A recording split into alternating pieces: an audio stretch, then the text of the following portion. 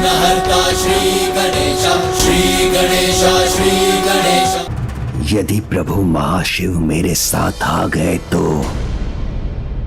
मेरी विजय निश्चित हो जाएगी।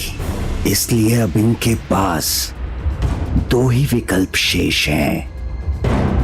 विवश होकर प्रभु महाशिव को स्तंभन से मुक्त कर दें अथवा बिना कुछ किए ही अपनी पराजय स्वीकार कर लें, क्योंकि शुंभ निशुंभ की शक्ति से इनका उचित परिचय हुआ ही कहां है।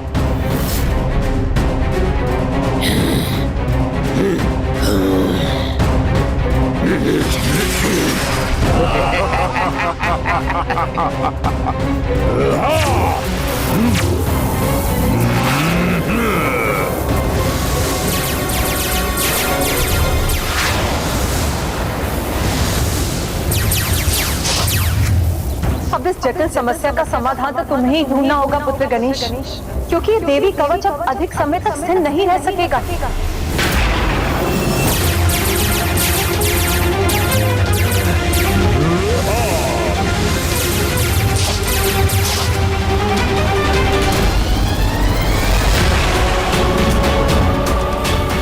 आज कवच और देवियों का मान दोनों एक साथ टूटेंगे। विघ्नहर्ता, इस विघ्न का समाधान शीघ्र निकालिए, अन्यथा माता का मातंगी रूप कैसे प्रकट होगा। मुझे शीघ्र कुछ करना होगा।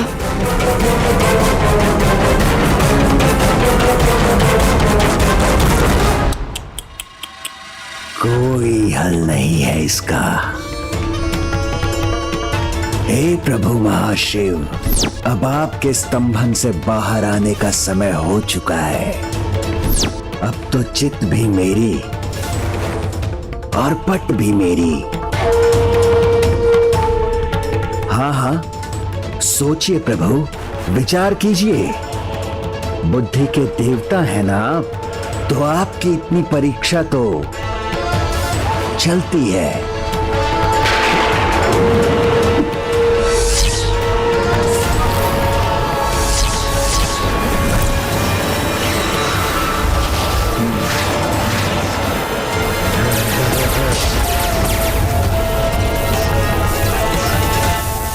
ये दुष्ट तो देवी कवच को नष्ट करने के लिए पूर्ण रूप से तत्पर है। सोचो पुत्र, मुझे विश्वास तुम अपनी बुद्धि से समस्या का कोई उपाय अवश्य ढूंढ लोगे। माता, आपने कहा था स्थिर भाव से कोई समाधान अवश्य प्राप्त होता है, किंतु इस बार तो मुझे कुछ भी नहीं सोच रहा है। पुत्र, जिस प्रकार पहले अंधेरा दिखाई देता, समस्या के स्रोत में ही उसका समाधान भी छिपा होता है।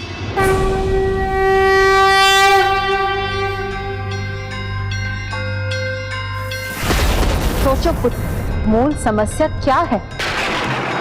इन असुरों का वध, किंतु उसका उपाय?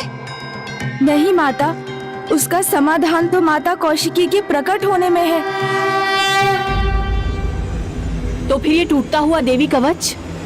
इस समस्या का हल भी माता कौशिकी के प्रकट होते ही हो जाएगा, किंतु हल तो ये निकालना है कि प्रभु महाशिव के मातंग रूप के बिना माता मातंगी कैसे प्रकट हो। अब तुम उचित दिशा में सोच रहे हो पुत्र, किंतु अब तुम्हें इस दिशा में और विचार करना होगा। समस्या तो ये है कि प्रभु महाशिव को उनके स्तंभन से मुक्त नहीं किया जा सकता, क्योंकि ऐसा होते ही वो भंडासुर के निकट चले जाएंगे और इसी स्तंभन के कारण उन्हें प्रभु मातंग शिव का रूप धारण करने का अनुरोध नहीं किया जा सकता। इसलिए मुख्य समस्या है प्रभु का स्तंभित होना, और समस्या के स्रोत में ही समाधान है। यहाँ प्रभु महाशिव स्तंभित अवस्था में है और वहाँ प्रभु मातंग शिव मूर्तिवत होकर गहन ध्यान में थे। मूर्तिवत अर्थात एक रूप से स्तंभित ही थे। प्रभु मातंग और प्रभु महाशिव की अवस्थाओं में कोई भेद नहीं, दोनों ही स्तंभित हैं। माता, आपने सर्वथा उचित कहा था, समस्या के स्रोत में ही उसका समाधान होता है। इसलिए आप अभी प्रभु महाशिव का ध्यान कर, उनके दर्शन प्राप्त कर माता मातंगी का रूप धारण कर सकती है।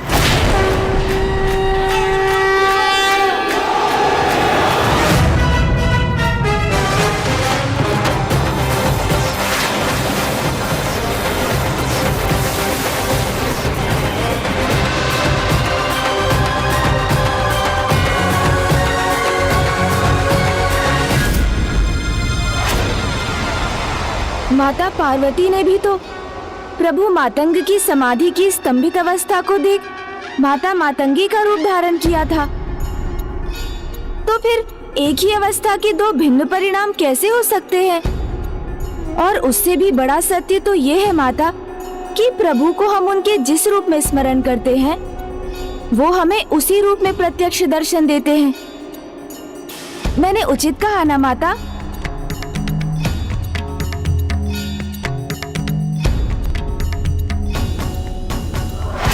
गणेश जी, अब आप कितना भी विचार कर लीजिए, परिणाम तो एक ही होगा, मेरी विजय। माता के यहाँ से लुप्त होने के कारण उनका देवी कवच भी दुर्बल पड़ता जा रहा है।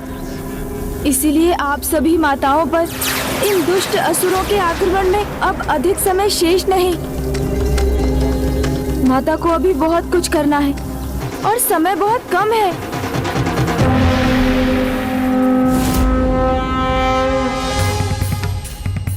प्रभु, यदि आप मेरे हित में स्तब्ध हैं, अपना प्रत्यक्ष रूप खोकर अप्रत्यक्ष हो रहे हैं, तो मैं भी आपका साथ अवश्य दूंगी।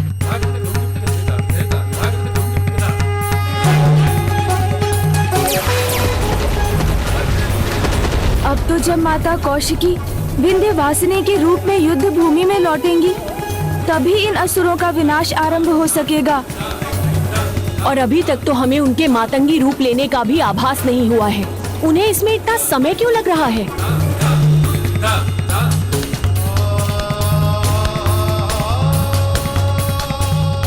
ये तो अति उत्तम है कि अब ये दोनों भी स्तंभित हो गए हैं।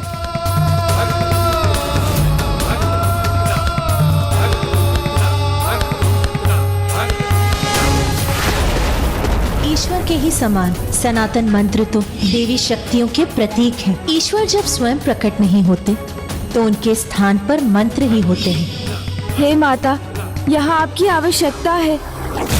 शीघ्र यहाँ आकर जो भी आवश्यक है वो करने की कृपा कीजिए माता।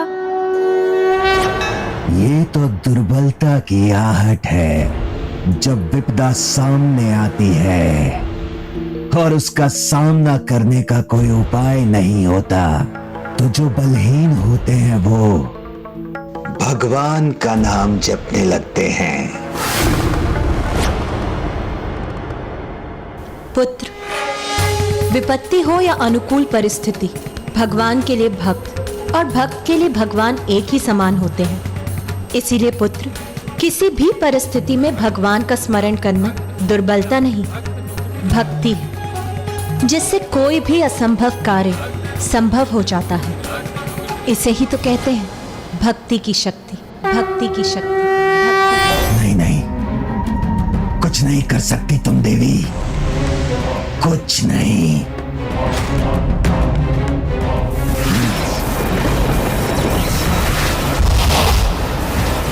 देख क्या रहे हो?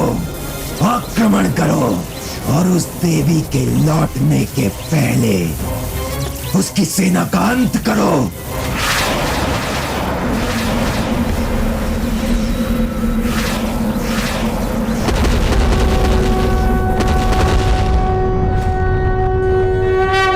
ओम ऐं भगवती मातंगेश्वरी, ओम ऐं भगवती मातंगेश्वरी।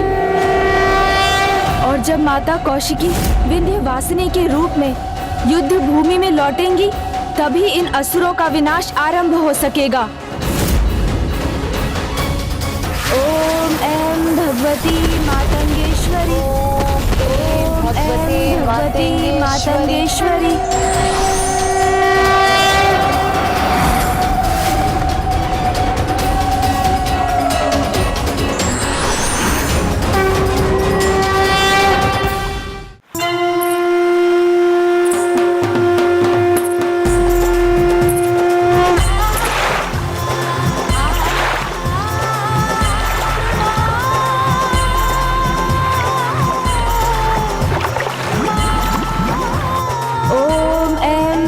भगवती मातंगेश्वरी ऐं भगवते मातंगेश्वरी मातंगेश्वरी ऐं भगवते मातंगेश्वरी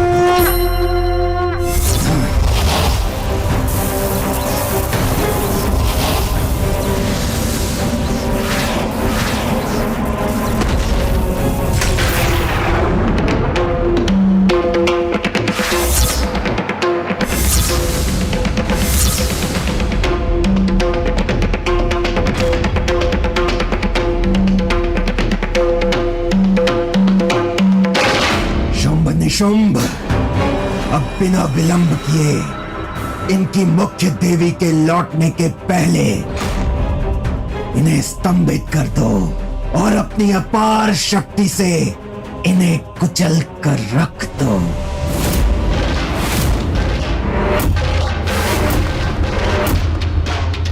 अब आनंद आएगा मुझे।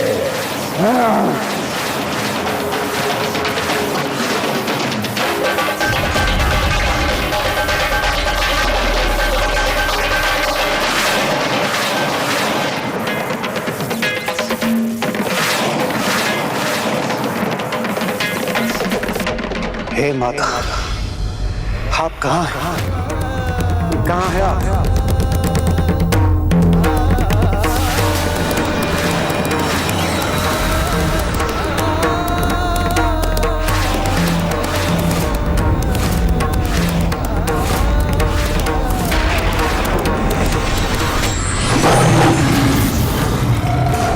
अब आ ही गई हो देवी, तो यहाँ से वापस नहीं जा पाओगी।